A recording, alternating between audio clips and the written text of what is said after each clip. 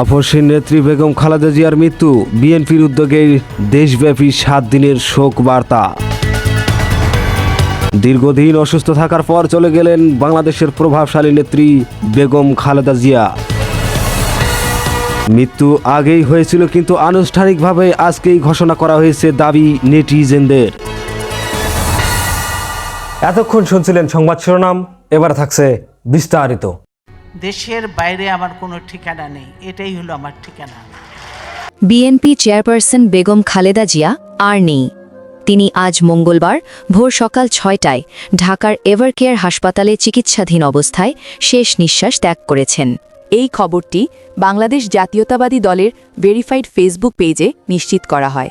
অনেক রাজনৈতিক দল ও নেতাকর্মী শোক প্রকাশ করেছে। নেটিজেনরা মনে করছেন মৃত্যু নাকি আগেই হয়েছে, তবে আজকে অফিসিয়ালি ঘোষণা করেছে জাতীয়তাবাদী দল বিএনপি। আজ ভোর 6টায় আমাদের গণতন্ত্রের মা আমাদেরকে ছেড়ে চলে গেছে। এমনটাই আমরা বিভিন্ন নেটিজেনের ফেসবুক পোস্ট থেকে দেখতে পাচ্ছি।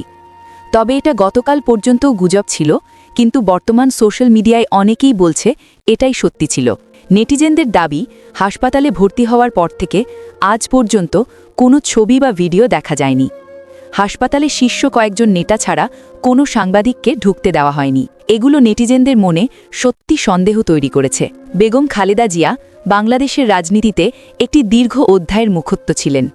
তিনি 3বার দেশের প্রধানমন্ত্রী হিসেবে দায়িত্ব পালন করেছেন এবং 1991 সালে গণতান্ত্রিক পথে ক্ষমতায় এসে বাংলাদেশের প্রথম নারী প্রধানমন্ত্রী হিসেবে ইতিহাস সৃষ্টি করেন। তিনি মুসলিম বিশ্বের অন্যতম নির্বাচিত নারী সরকার প্রধান ছিলেন, এমন তথ্য আন্তর্জাতিক সংবাদ মাধ্যমে উল্লেখ করা হয়েছে। দীর্ঘদিন ধরে তিনি বিভিন্ন জটিল স্বাস্থ্যের সমস্যায় ভুগছিলেন, যার মধ্যে ছিল হার্ট, লিভার, কিডনি ও ডায়াবেটিস সহ বহু জটিলতা। গত 23 নভেম্বর থেকে তিনি হাসপাতালের নিবিড় চিকিৎসায় ছিলেন। চিকিৎসার জন্য বিদেশ নেওয়ার প্রস্তুতি নিয়েও তার শারীরিক অবস্থার কারণে তা সম্ভব হয়নি। তার মৃত্যুতে দেশজুড়ে শোকের ছায়া নেমে এসেছে এবং বিএনপি 7 দিনব্যাপী শোক পালন করবে বলে ঘোষণাও দিয়েছে। 7 দিনব্যাপী বাংলাদেশ জাতীয়তাবাদী দল বিএনপি শোক পালন করবে। মিথিলা ফারজানা, উত্তরবঙ্গ 24 টিভি।